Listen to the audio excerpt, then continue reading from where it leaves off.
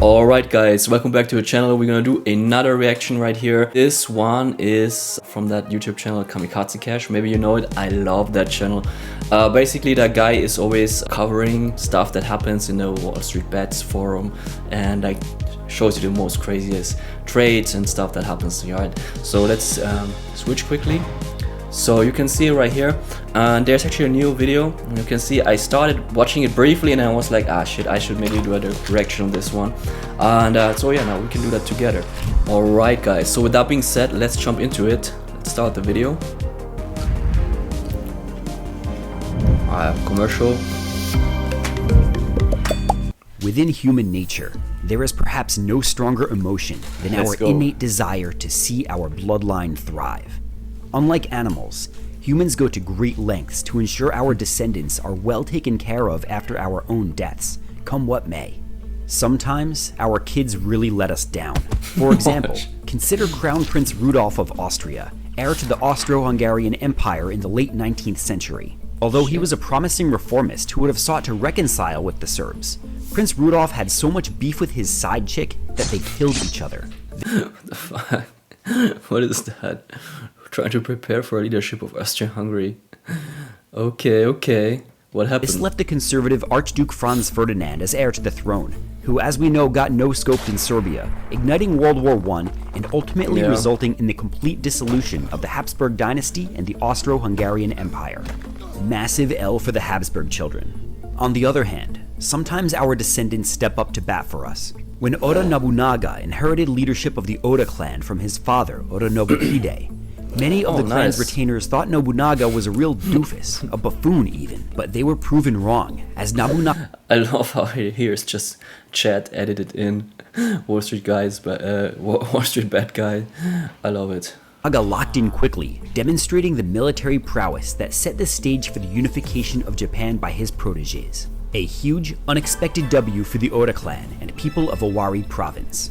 For better or worse, we count on our descendants to carry the torch for us when we die, so that they may build upon our legacy, forge their own heroic stories, and bring honor to our bloodline. And I now have the honor to introduce someone who did absolutely none of these things, whose name shall live forever in infamy.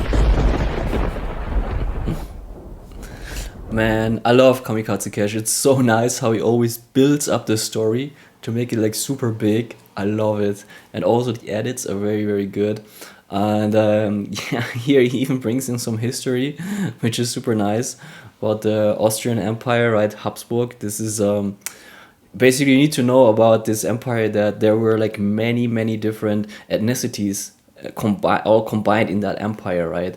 And they had a big problem to unify all of them. They were speaking so many different languages, and this was also a nightmare in their army, basically, how you can command an army if you have like all of these different languages in there and all of these ethnicities. So this was kind of like this brewing, how you say, it was just brewing within the empire, and it was pretty clear that it's gonna break it up at some point, right? And this happened then with the World War I, right?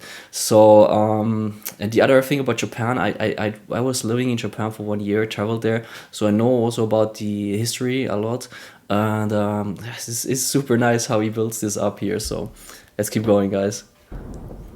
In 2003, a young child was born to a loving and well-to-do family in the United States. Beloved by his grandmother, a young chap named Sad Nefarious learned to admire his grandmother's ability to observe financial self-control despite her relative wealth. By observing a simple lifestyle, Grandma Nefarious accumulated substantial capital, well over $1 million, with the expectation that she... Okay, so the grandmother is very wealthy. Probably comes from the generation, the war generation, right? I notice that a lot of older generations, they have this, because of the war, they have this habit of every cent needs to be saved, right? Every cent needs to be saved. Also, you need to buy cheap food, cook everything yourself, so they become very wealthy. And also, of course, you know it, over time, if you own a house, you're rich now, right? Basically, because all the prices are crazy inflated. So yeah, I can already tell you this story is gonna end very bad, right? So she has over 1 million, and this guy is gonna trade with this now, right? I mean, the title kind of gives it away.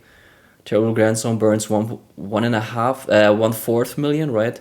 Um, okay, at least it's not everything, I guess. But this is gonna be bad. Let's see. I wish the title was a little bit less giving everything away, but let's see. That she would set up her heirs for a comfortable life. When Granny ditched Earth for better friends up above in May 2024, young Nefarious left his college campus That's so recent, 2024. So what happens? at the end of sophomore year to attend her funeral. Surrounded by friends and family, Grandma went into the ground with a smile on her face. She taught her heirs well, and her favorite grandchild had grown mature and responsible. Shortly thereafter, Nefarious learned that his grandmother had left him a considerable inheritance of $800,000. As a rising junior in college, he quickly considered Lambos, strippers, Man, that would be so nice. 800,000 inheritance. Gotta do something good with that. Definitely not trading, and definitely not trading with leverage. No way. If you get inheritance like that, yeah, I mean it's kind of difficult what you should do with that. I mean, definitely you should try to go into real estate, I would say. But problem is now we have this crazy inflated houses everywhere. But maybe in other countries where it's still cheap, you maybe could try that. Then of course, if you want to do passive investing, ETFs. But the problem is you cannot just dump 800,000 at one, with one position in ETFs. That would be stupid. Like a world ETF, even if it's a world ETF, of course, you need to average in over time. So even if you do passive investing, it just takes years and years to average in and get the average price. So yeah, if I would have this kind of money, difficult to say. I would try to buy real estate, to buy a nice house for myself, or buy a house where you can rent it out, get some income from it. Definitely maybe rent it out, maybe buy a place where you can run a very nice Airbnb in a nice city that is visited by tourists a lot. I would do that. Then passive investing, I would try to invest in an MSCI World portfolio, but the problem is you need to go in steps, right? You can say maybe, okay, every month I put in 1,000, right? For my inheritance, 1,000 each month. Of course, if it's that much, maybe you can even do a little bit more aggressive, like, I don't know, put in 5K each month or something. But I would never drop all of that in the market, even if it's without leverage. Never. And with leverage anyway, you can never do anything with this big amount of money with leverage. That would be stupid. And exactly this is what he's doing. I guess he will go on some stupid option, but it says shares here in the title, so maybe he's doing it without leverage. That, at least that. But oh my god, you should never go on a undiversified position, never. And you should never do leverage. And you can do so much better with this money. Just run a nice Airbnb somewhere. Diversify, even if you can, maybe. I mean, for 800K in that much money, maybe you can even buy 2 Airbnbs if you go to other countries, right? I would definitely go to some countries where there's a lot of tourism, but where the prices are not crazy inflated. Like in our country, like in the Western world, you can forget it, right? I would do that. Try to get some income stream with that. And maybe even buy like a house for myself. You can also consider maybe of that 800K, maybe take 100K away, build a tiny house, something where you don't have to pay rent for yourself anymore, right? There are many ways what you can do with that, right? But I think this guy will do the worst, going into an undiversified position, and if he's using leverage, it's game over. Let's have a look. Charlie and Savage Drip, but Nefarious put these musings aside. He was not some frat boy majoring in communications. Oh man, he even... This is something also you will ask yourself a lot if you do trading. You're like, man, even if I would lose this money anyway, at least I could blow it in like a pleasurable way, right? At least you could get a nice car, you could get a girl or whatever. But oh my god. But if you're just trading, then you lose your money and it's painful. It's not pleasure, it's pain, and you lose anyway. So a lot of times you will ask yourself this as a trader: why am I losing money in the most painful way? Why am I not, if I'm losing money anyway, if this is already a given, why am I not losing it in a more pleasurable way, right? That is something you will ask yourself. And this guy basically here, he passed on all of this stuff, thought he was serious, and then he basically here loses it all on an undiversified position, right? Probably. Let's have a look how bad the story will get. Rip. But Nefarious put his musings aside. He was not some frat boy majoring in communications, but rather a sophisticated math major whose parents expected him to use this windfall responsibly. No. He had heard horror stories of people blowing their inheritance. Oh no, it's always the same. Always these guys who study something very sophisticated. Oh, I study mathematical models, I study economics, I have all of these mathematical models, I know how to calculate the market. And no, you can't. The market has nothing to do with mathematical things, with mathematical formulas. The market is a random occurrence, right? A random thing. You cannot calculate, you cannot apply your formula on something random. The only thing you can really do in a market is you can look at volatility, you know, how much is something moving up and down. This is something you can quantify, but oh my god, this is gonna end badly. Inheritance with lavish spending and accumulation of debt. And our man wanted no part of this. He was warned too. Piss on Grandma's legacy. He Much was to warned his parents' too. satisfaction, Nefarious dropped $100,000 into a high-yield savings account, which would net him approximately $5,000 per year in interest. With the other $700K, he considered long-term. I mean, the crazy thing is that once you hit that 1 million mark, right? And he was pretty much there, like, I mean, it's 800K. So once you hit that 1 million mark, this is kind of the point where you, in investing, where you can start to live off dividends, right? Where you can start to live on dividends and the average performance of the stock market, right? Actually, you can. Because if you think about that, if you get 3% in dividends, right, that is already 30K each year, just more on the side while sleeping, right? And maybe you can even get that up to 4 or 5%, depends on what kind of stocks you buy, right? You can put that in a high dividend ETF, right? That where you only invest in the high dividend companies. You could do that, but then still the problem is the price fluctuation, so you anyway gotta average in. But the thing is, if you have at that 1 million mark, right? This is the kind of point where you can, well, you cannot live from 30K in a year, but still it helps you a lot. And this 30K, you don't need to do anything for it. It's just given to you in your sleep. So once you have 1 million, this is the kind of point where you can consider actually, where you can really start thinking about dividends. Before that, it doesn't make any sense to think about dividends, right? This is always the funny part if people come into the stock market like with their 10K investment. Should I go for high dividend companies? Like, what do you want?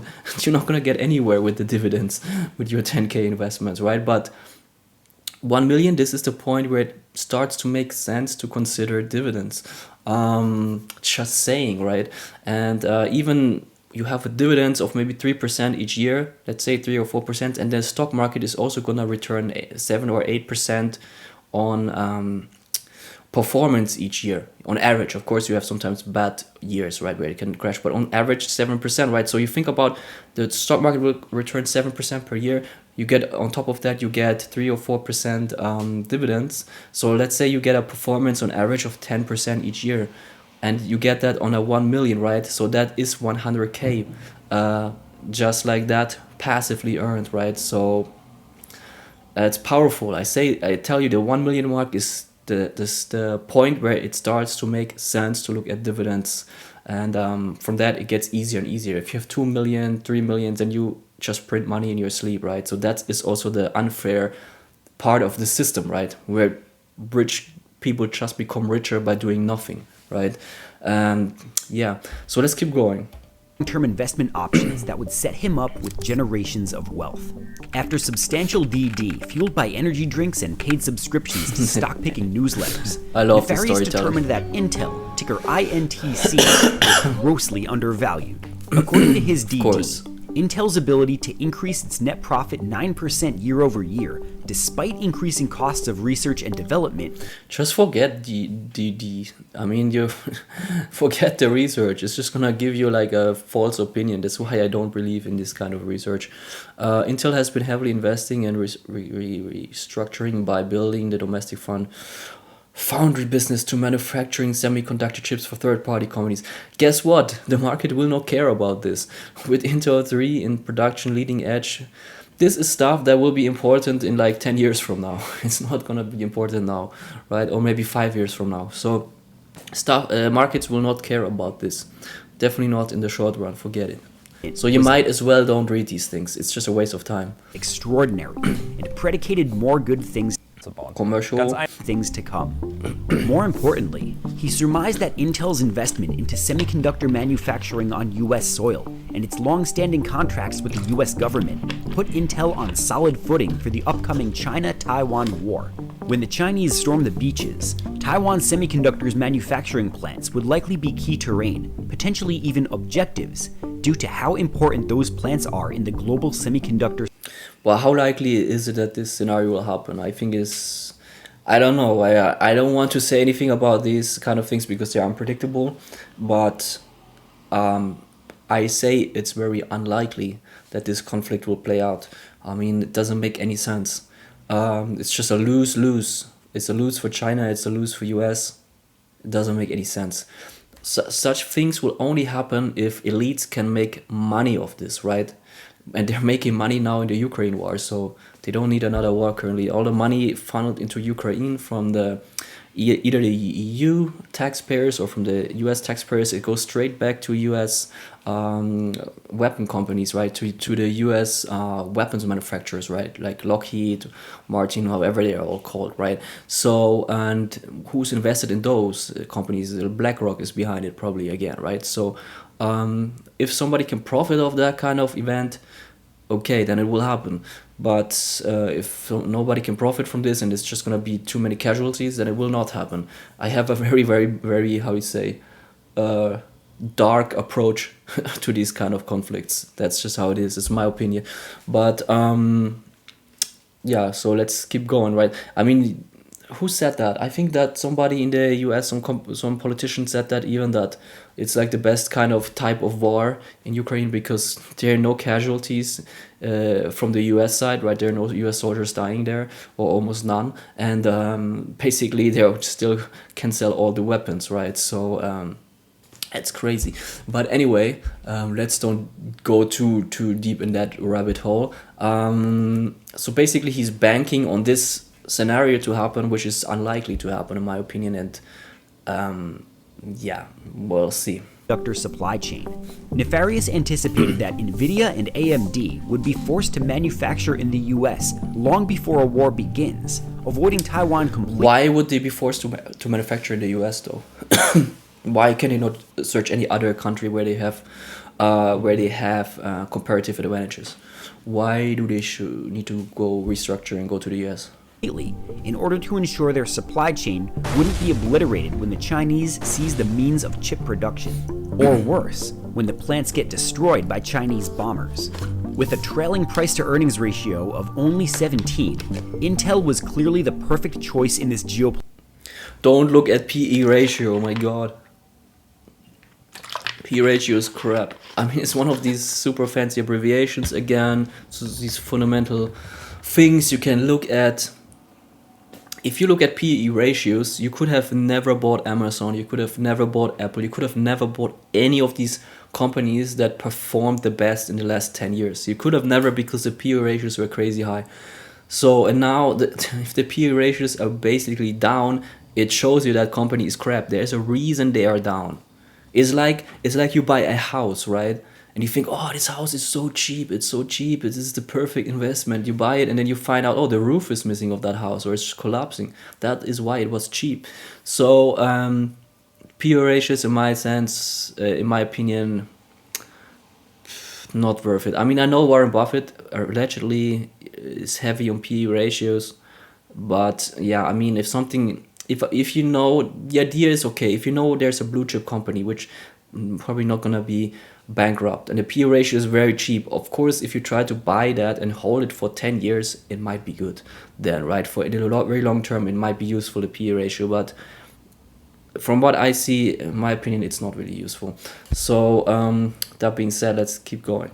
Geopolitical landscape, and shares at $30 were just too cheap to pass up. He would make his grandmother proud with this mature, calculated choice.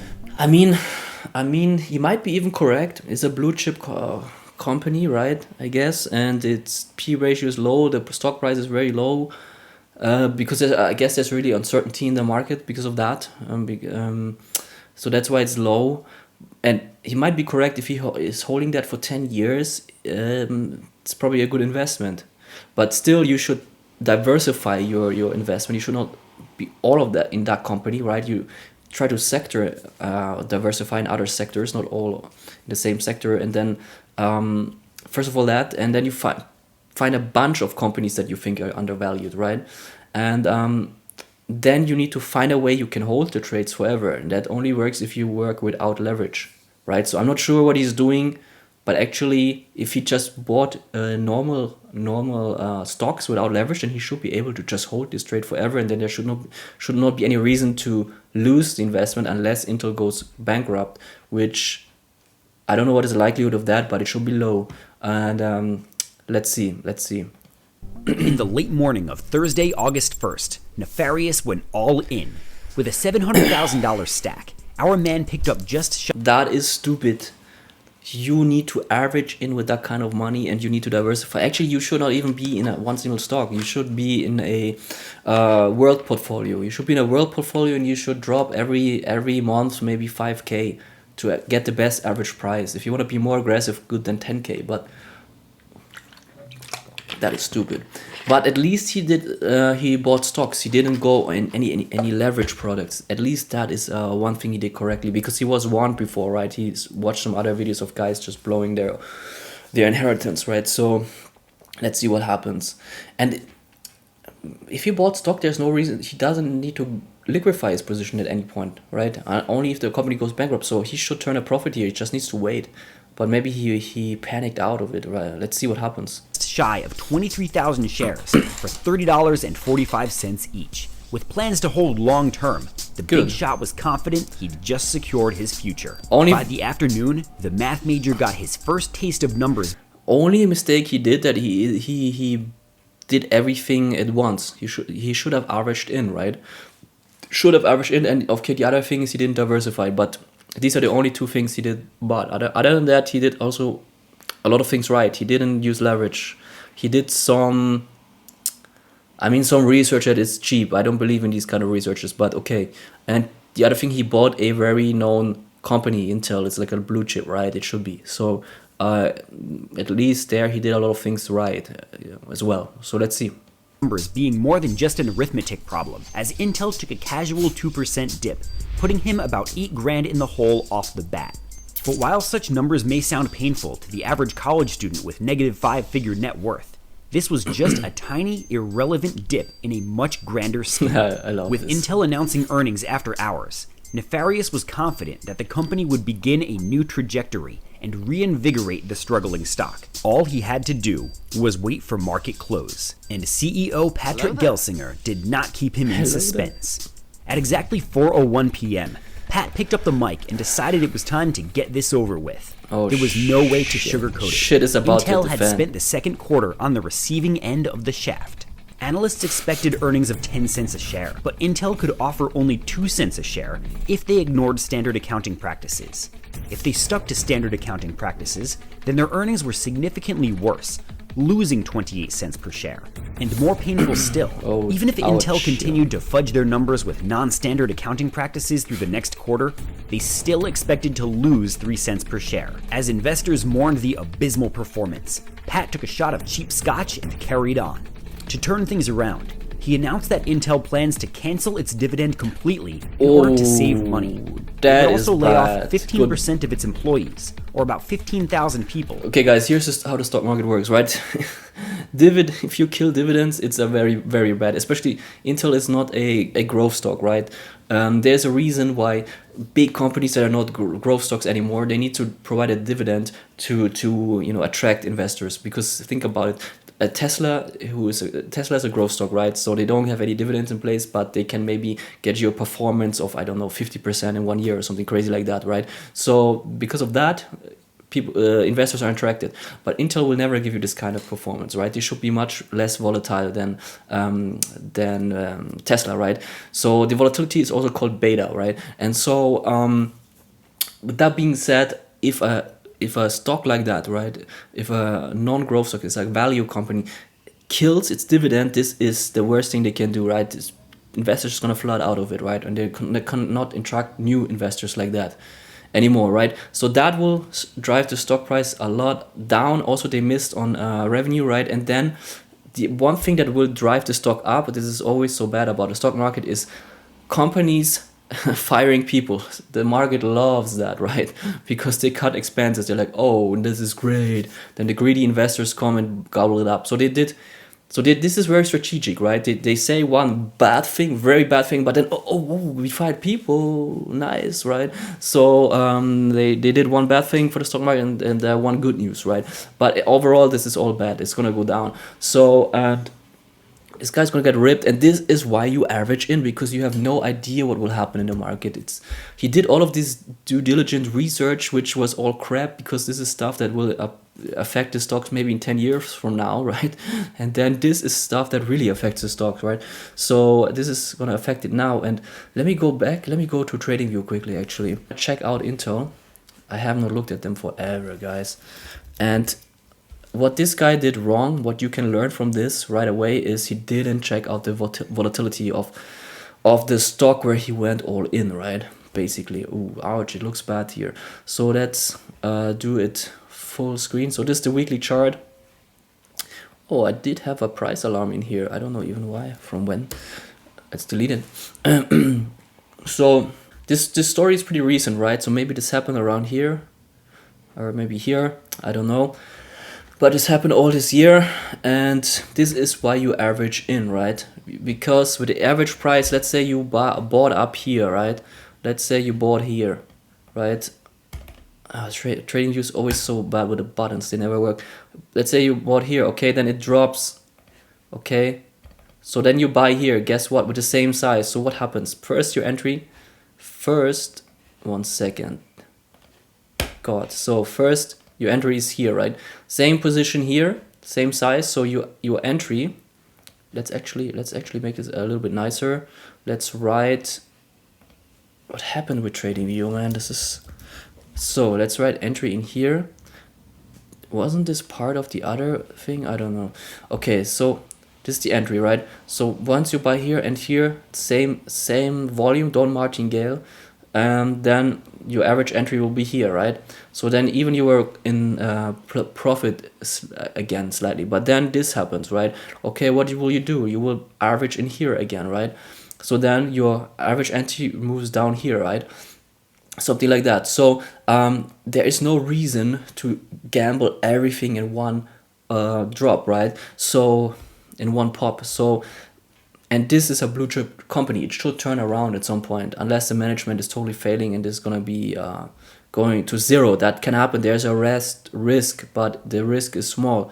Intel is still a very good company, I guess. So here, this is the low point, right? So it's probably gonna go down there all the way, but you could average in, right? Always take this average price down. If you do another entry, this is the power of averaging, right? Down here, then the average price is gonna move down more, and then eventually, maybe it's gonna dump here for a while, takes maybe a couple of months or years, eventually it's gonna come up like that again, right?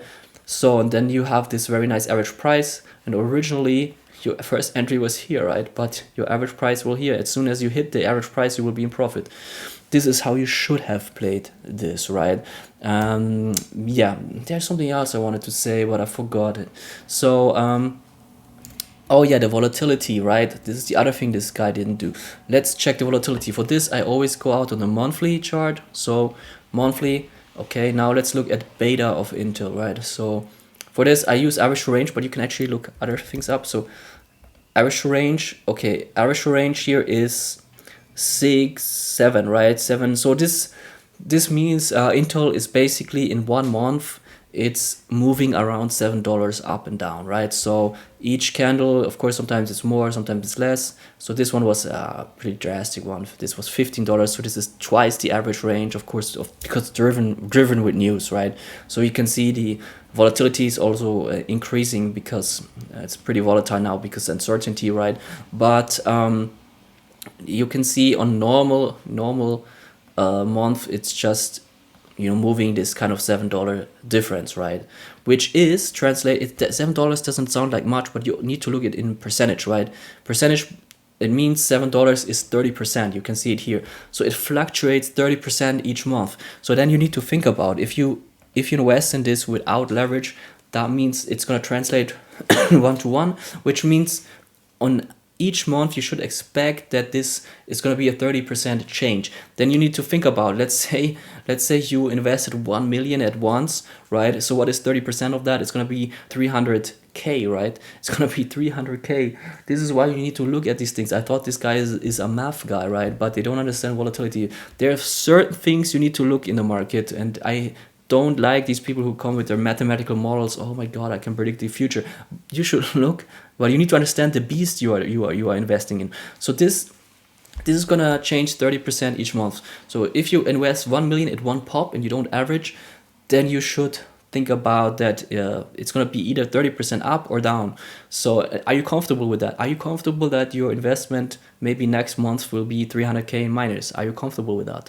So that's what you need to think about. This is how you calculate this out. Now we can also look at beta of Intel. Can we find that? Intel Corporation, leverage beta. Yeah, basically again, right? This compares, what is beta, right? Beta basically compares the volatility of a certain stock it compares it with the market average. The market average is normally the S&P 500. The S&P 500 has a beta of 1, right? And so if Intel has a beta of 1.33, it just means this is 30% more volatile than the S&P 500. So then you can think about, should I just, if I invest in S&P 500, this my investment will be 30% less volatile, right? So I can maybe sleep better. But if I invest in Intel, you can see right here the 1 year beta. So of course over time this goes a little bit down, I guess, but in 1 year you should think about this is 30% more volatile, right, than I guess S&P 500. Or here the reference is the Nasdaq, actually. Reference is Nasdaq. Makes sense because it's a tech company, right? So but I don't even look at beta that much. I look in ATR. This tells me enough. ATR tells me, okay, this is if I'm in here 1 month, I should think about a 30% up or down move, right? So then let's go back again to the video and see, or maybe okay, in order to reduce let's go back. Okay, guys, sorry. So let's see how the story will play out, because he can just, the good thing is he didn't buy any leverage product. If he has a leverage 1 to 2, what does that mean? Leverage of 1 to 2 means the stock only needs to go down 50% and he will be out. Then he will lose all of his money. If he has a leverage of 1 to 3, 33% against you, you're out. Leverage of, let's say, 1 to 5, 20% against you, then you're out. So coming back to the example, sorry, I'm kind of getting on a rant right now, but if you go to Intel again, and it's gonna fluctuate currently 30%. It's gonna fluctuate 30% each month, right? Do you think it's clever to get a leverage of 1 to 5 on Intel long or whatever, and then hold it for the next couple of 3 months or 6 months or long term, maybe a couple of years? Of course not. It's gonna be terrible. Why? Because the problem is it's gonna fluctuate. It's fluctuating 30% each month, right? You know that. But with a leverage of 1 to 5, you are forced out of the position. You will lose all of your, whatever you put into the position, you will lose all of it if this stock goes 20% against you with this leverage of 1 to 5, right? You will be out after minus 20%. So This is why you don't go with leverage on high volatility instruments. It's as simple as that. And this is how you calculate it. You look ATR, you know this thing moves 30%, so no, I cannot go in. If you want to buy Intel, if something is moving 30%, you need to buy without leverage. This is always the best, and you can hold it. 30% is a lot. You might, if you want to be risky, you might go with a leverage of 1 to 2. 1 to 2 means, okay, 50% against me, then I'm out, right? So, but if you really believe this is the bottom, right, maybe Intel drops to this kind of low point I showed you, maybe there you can think about, okay, I go with a leverage 1 to 2 if I want that risk, right? But then you don't put all your money in that either, right? But what you could do if you're clever, okay, if you're clever, let's go back to the chart then. This is just the last thing I want to say about this. If you are a clever guy, this is no investment advice either, right? I'm not giving you any advice here, but let's say like that, okay? Let's say out of that 800k you inherit, first of all, you don't put it all in one stock. That is stupid. But let's say you want to do something here in the market and you pick Intel for some reasons, right? So what will you do? Okay, maybe you take, I don't know, 1/10 of your inheritance or something, right? You don't put everything in one stock. You should always diversify a minimum in 10 stocks or 20 stocks. Diversification stops basically after like 20 positions. There's no point in diversification. Watch the video of Ray Dalio explaining you this. Diversifying over 10 or 20 position, there's no point after that, right? You don't get any benefit from more and more diversification. So maybe you should split all of your 800k if you want to have all of that in the stock market. I would never do that, but if you want to do that, split it in 10 positions or 20 positions, then look at different stocks and then do averaging. So let's say for the 800k, I take 80k, which is 1/10, and then I buy in 8k tranches maybe. So I can have 10 average of 10 positions or something like that, right? So that will be much more conservative, right? Then I buy in here, then I buy in here, and now let's say this drops to this very crazy obvious support from 2009, like that crash of 2008, right? So let's say it drops down there, okay, and then makes a turnaround signal right here again. So here it should turn around. I think there should be the bottom in Intel around 10, maybe around the mark of 10, right, USD. So what you can do here, you can average in, unleveraged, and then here, if you really want the risk, you can say, okay, the probability that Intel will go from 10 in the price under 5, another 50% down under 5 is kind of low, right? At that point, it's a blue chip, right? You never know what happens. It might go bust. I don't think so, but it might. And but here you could say, okay, in this last average down here, only in this one I take a 1 to 2 leverage with my positions, because then this one down here is going to be very heavy and very powerful. Once it turns up, I because of the leverage, I take my average price comes down a lot, because that position is going to be twice as powerful with the leverage 1 to 2 than the other ones, right? So this is something you could do. Either you do it like that with the leverage, or you just put in double the amount here. Maybe you put in 8k here, and here 16k. This is the same. Or you put an 8k position with a 1 to 2 leverage. So that's basically almost the same. But if you don't do it with leverage, just the double position, you still have the advantage that you're not going to get out of the position after 50% minus. So, but these are the things you can play with, and this is how you can do it, right? So, and how do I know that a leverage of 1 to 2 is still kind of okayish on this Intel? I mean, you should never use leverage anyway, but how do you know it's still kind of okayish? I know that because that Intel is moving 30% in 1 month, so within 1 month candle, it's maybe not gonna all the way crash 50%. It's not impossible, but it should not. But with that being said, it's still risky, I guess, if something is moving 30%. But this is just if you look at that, you can get a much deeper and better understanding of the beast you are actually investing in, right? That's what I want to say with that. So I went on a rant here. It's much too long. So let's keep going, guys. But I hope you learned something from that. Expenditure. And the employees that did not get shit canned would no longer get free coffee and fruit at Intel offices, since the company couldn't afford to stock them anymore. Further savings would come from reducing research and development efforts. As no money for coffee? He expected things to possibly get better in the next few years, potentially. As he dropped the mic and walked off the stage in shame, Pat took to Twitter to share some scripture that would allegedly guide him to prosperity or something. Even if we disregard the fact that Christ would definitely not have bag-held shares of Intel, when your CEO is asking for prayers for his company, it's time to update the resume. Investors were meddled. Here was the CEO admitting that their company was a bloated mess with a piss-poor income statement, and things would only get worse for at least the next few quarters before they get better. And his answer was to... But you know what? A lot of times in such, especially in the blue chip companies, if everything is bad, everything you read about them is bad, every statement is bad, and this is kind of the blood on the streets mentality. This is actually normally a good time to buy, to be honest. And you can see this in the price. Yes, it can come down more in the short term, but in the long term, it's probably going to be a good investment here. But still, never bet everything on one stock. But it's probably going to be a good time. It's probably a good time to buy there, actually.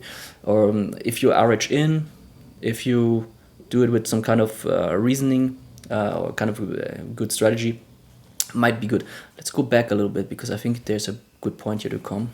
Admitting that their company was a bloated mess with a piss-poor income statement, and things would only get worse for at least the next few quarters before they get better. And his answer was to slash dividends, ramp down production, and pray. This was not what the boys wanted to hear. Shareholders criticized Intel's top brass, declaring all of them incompetent and greedy. Despite getting some government help from the CHIPS Act, the company managed to do nothing but get spanked by its own management failures. One current Intel employee who expects to get laid off also lamented that 15,000 people were about to lose their jobs, but the board members were likely going to stuff their pockets with further bonuses. I knew this would come, and I was about to say this. I knew it. This freaking management is always the same. The company is shit. Everybody's gonna get laid off, but the most important thing, dividends are killed, but the most important thing, the management needs their bonuses. It must happen. It's always like that. It's always like that. And then they're crying to the government, this company's gonna go down. We have a history of 100 years, and all the jobs will be lost. And then they're gonna get the bailout money from the taxpayers. It's always like this. This is always the same playbook. Oh my God! And these greedy guys on the top. The management probably want that their company stock goes down. They probably want that their company is shit so they can collect the bailout money, get their bonuses, go in retirement, and then the new management gonna step in, it's gonna restructure it, and then it's gonna go up again, the company and the stock price and the whole business model. It's always like that. So probably Intel is probably a good play here, right? Especially if the government is going to step in or they're going to get some bailout money here or whatever will happen. But this shows you already it's always the same playbook. The old guys, they get all the bonuses now before they step down. They're not going to get fired. They're going to voluntarily step down, get the bonus, and then it's going to be a restructuring, right? And it's always like that. Let's keep going. For this impeccable, courageous turnaround plan. Ultimately, no one was happy with the results. Not employees, not shareholders, and especially not Grandma. From the great beyond, Grandma Nefarious watched Intel shares swan dive in after-hours trading, losing 25% to about $23 within an hour. Her grandson's inheritance had been sliced up, and there was nothing she could do but watch and grieve. Let's look at Intel price again, because I remember he said he bought at 30, right? So actually my drawing is wrong. I expected it was somewhere here. I remember they say he bought at 30, right, in the beginning of the video. So he bought it somewhere here. It's actually pretty good. I mean, come on. And he's not leveraged. It's pretty good. And it even went up here a little bit. I mean, this is a good point to buy it here. I don't think it's bad. Of course, the bad news here is now the final dagger here to the downside. Probably gonna go to like $15 or $10. But if this guy just would have used an averaging system, it would have been no issue, right? Take the other position, maybe here one, and then another one here, and then it's gonna turn around. The only bad thing he did is put everything in one pop, right? But at least he doesn't have leverage, so I'm pretty confident he just holds this position a couple of years. It will, stabilize here, and then it will come back up to 50 at some point, right? But it's gonna take a while. It's gonna take maybe 5 years or whatever. But still, that's not too bad. Despite his mental math telling him I've seen much worse on this channel. Nefarious was too afraid to check his account after hours. He instead waited patiently in early COPE until the following day, hoping that the market would view the company's terrible performance as rock bottom, with nowhere to go but up. If investors could look ahead, they could potentially be convinced that this was a long-term hold, just as he had envisioned. But it would not be so. Intel shareholders continued to dump this dog, driving the price down even further to about $21.60. Like $10 Over 200 grand of Nefarious's inheritance was vaporized. Because he didn't look at the average true range. He didn't look at the volatility. I told you if you're holding this for 1 month, it's gonna be down 30%. This is exactly what the average true range shows you, and these are exactly down now 30%. So yeah, let's keep going. Bravely, our man took to Wall minus. Street Bets to provide the masses with a long-awaited update. He agreed that he had purchased Intel shares at the wrong time, but doubled down on his belief that this was a Not the wrong time. There is never a wrong or right time in the market, right? It's random, but you should average in, then everything is good. You're never gonna get exactly the right price at the right time. Forget it. good long-term hold. However, he has yet to tell his parents of this fiasco and will seek to continue hiding it. Although they ask why he has been stressed lately, he cannot answer, lest his parents discover how their son blew up 200 grand of his dead granny's money with nothing to show for it. Still in the Nefarious position, though. explained that he remains optimistic. His plan was always to hold, and that is what he has resolved to do for the next 10 years or longer. Perfect. If that is your goal to do, then you need to exactly do that. Just don't look at it for the next couple of years and come back after 5 years and maybe have a look. And then turn off the screen. Don't monitor it like a crazy guy every day, every second in the day. It doesn't make sense. Just wait it out. And yeah, he should have not gone in with one pop, but just wait it out. It's not that bad. Longer. After all, if one looks at the long-term chart, he can see that Intel shares have thoroughly rewarded shareholders who bought 10 years ago Yes. with 30% losses. Even further back in time, Intel is now trading at prices first seen in early 1997, when less than 20% of US households had internet connection, 18 months before Pokemon Red and Blue were released in the US, and 27 years before Grandma died. He is under no illusion that the next 10 years will be easy for Intel. After all, on top of everything else, the company is almost certainly going to get sued for knowingly selling defective chips with 100% fail rates. Yet for But some that's priced in, unspecified right? reason, most likely a double shot of cope, Nefarious maintains diamond hands. Wall Street Bets users sympathize with Grandma Nefarious, grieving with her spirit over her There you grandson's go. garbage trading. They imagined how she must have spent years pinching pennies, saving sugar packets from McDonald's since JFK was president, just to make sure her family would inherit as much money as she could accumulate. Then, right when she dies, decades of scrimping get canceled out overnight by lousy DD. As of August 6th, Intel trades for approximately $20, the same price it Yeah, traded. this DD is not lousy. It just gave him false confidence. That's why you don't do DD. It's stupid because you just get false confidence in a false, false opinion about your stock most likely, because the DD kind of, you twist it in your own mind in a way that, oh yeah, I must be right on this, and then you do stupid stuff like that. And the real thing you need to look about is not the DD. You need to look about the volatility. You need to look about diversification. You need to look about an averaging system, a price range where you want to average in over time. These are the real things you need to do your research or whatever on. But he just looked up some stories, right? Oh yeah, this sounds good, what they will do, blah blah blah. And these stories, they don't affect anything because they're anyway priced in already if they're out, and the market doesn't care about these long-term stories. I mean, whatever. The market is always very short-term driven in my opinion. So let's see. Traded for when the first Harry Potter book was published and Bill Clinton was president. Our hero's losses are just shy of $250,000. Despite all the college student's intentions to avoid frivolous spending on a Lambo in order to save and grow his wealth, he still wound up with the same amount of money as the irresponsible kids who pop inherited bands impulsively. That's Just the without hard Lambo. part about But it. although Yeah. Nefarious may have pissed away an Italian sports car worth of money or enough cash to finance his own frat house, we owe it to him to look on the bright side. 1. He did make the intelligent move to put his first $100K in high-yield savings, which should net him about $4,500, maybe $5,000 per year. which is Ah, more. yes, he also laid away some of that, right? Yeah. I remember in the beginning of the video. So that is already good. He didn't put everything, but still the ratio is still pretty bad. But still. Than he'll get from Intel dividend. 2. His Reddit karma exploded through the roof, and he received 119 Reddit awards, which do something. And 3. He unintentionally became a legend of Wall Street bets, and he is now permanently a part of our lore.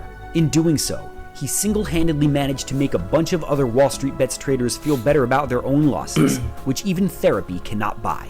Our man was last seen in the Wall Street Bets prayer thread during the Japanese flash crash that sent ripples through global markets, sending VIX to COVID crash levels. There, the big man assured us that this wasn't his fault. But more importantly, it gave us proof of life, that sad Nefarious lives to bag hold another day. And you know what? Who knows? Maybe West Taiwan will indeed take a destructive shot at reunification, sending Nvidia and AMD scampering to Intel's facilities for production.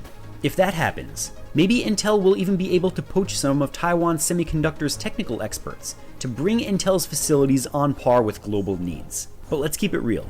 If the only way to save your portfolio is for China to invade Taiwan, you're already in trouble.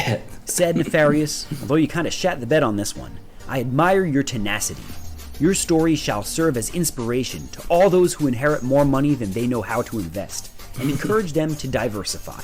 Your and your grandmother's sacrifice will not be in vain. My lord, I offer you the crown of regards. I humbly ask you to accept this coronation and take your place among the Wall Street Bets legends.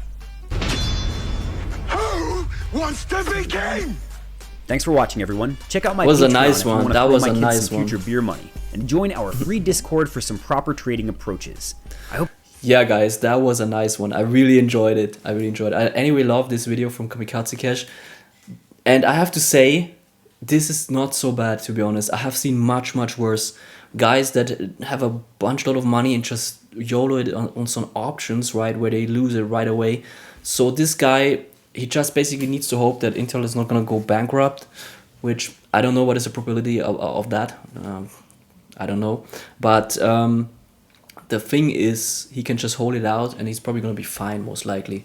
That the probability that Intel will go bankrupt should be low because it's a blue chip, right? And it's probably also going to be backed by the taxpayer involuntarily in the end, right? So let's see what will happen. But this was a very nice one. Enjoyed it. So with that being said, guys, catch you next one. Peace.